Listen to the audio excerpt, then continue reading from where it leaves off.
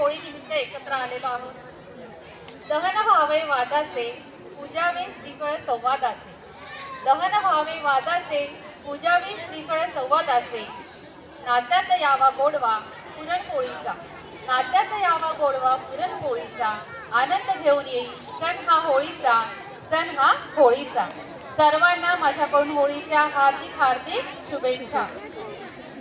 Holika white शक्तीचे प्रतीक होती, तर भक्त प्रल्हाद चांगल्या शक्तीचे। त्यामुळे होळीत जळालेल्या वाईट शक्तींसाठी होळी साजरी केली जाते।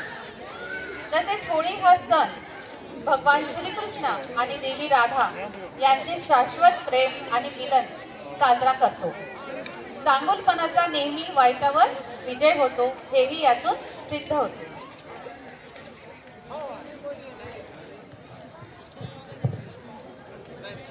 दीपिका पादुकोण और होली, एक ही गाना हमारे मन में आता है, कौन सा?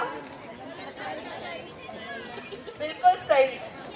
So let's welcome Anvi, a 7th class karate champ who is learning keyboard since last 3 months, और हम इसके साथ रंग भरी दुनिया में पिचकारी के साथ चलते हैं।